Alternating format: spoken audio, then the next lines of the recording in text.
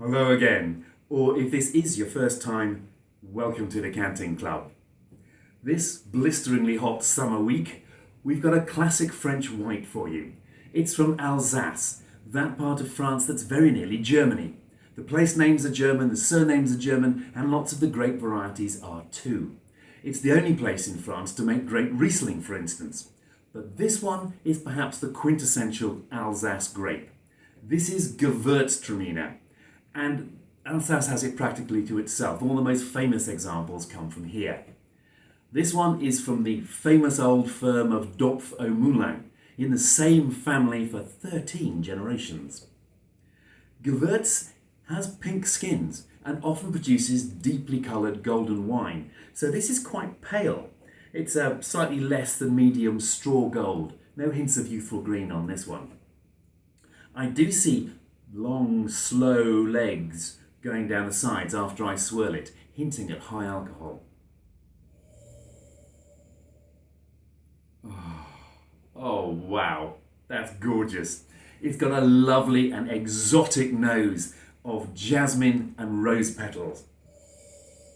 They're backed up by lots of tropical fruits. There's candied pineapple on this, and some of this variety's trademark lychee. But I think it's more papaya than lychee in this.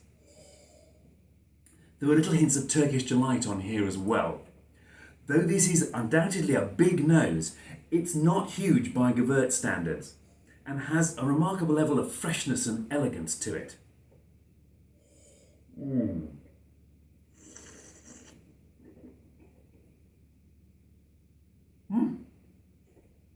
Wow! Now the palate, on the other hand, is huge. Terrific concentration in this.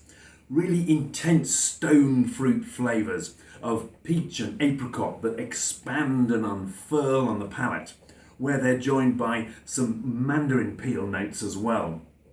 This is undoubtedly full-bodied, and it's got a texture and a weight in the mouth that's almost oily and yet never heavy. And that, I think, is down to the decent acidity on this, and also to the fact that it's very nearly dry. Most Gewurz is decidedly off dry. This one, only just. I thought it was dry at first, but then on the finish, I can pick up just a little touch of sweetness. And there's plenty of time to pick stuff up on the finish, because it seems to go on for minutes. More tropical fruit, more roses, some warm, sweet spices, and an intriguing savoury note that's almost bacon fattish. That's quite typical of good Gewurz.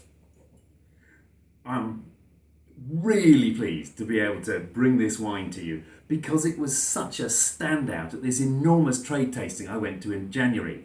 Almost 700 wines there, and I nearly missed this one completely. I was tasting a different Gewurz from a German producer at another table, which was very nice but a bit expensive for us, and I said as much to the producer, and she very kindly advised that you must go and try the Dopff. So I did, and I was blown away. The way that the nose is quite restrained for Gewurz makes the intensity and hugeness of the palate and the length of the finish all the more surprising. But the real surprise on this is the way that Dopff have managed to combine that intensity with elegance and a freshness you don't normally find on this grape. This has lovely balance, especially a surprise in a hot year like 2015. The wine is 13.5% alcohol, which is about the minimum you need to develop Gewurz's trademark scents and flavours. This has been picked at precisely the right moment, when it's just achieved that much ripeness, but before the acidity starts to plummet. I love the elegance and the freshness on this, and also the dryness. It's got that much more food friendliness and freshness than you find in most Gewurz. This might be something of a Marmite grape. You do tend to love it or hate it, but this one is very easy to like. Cheers!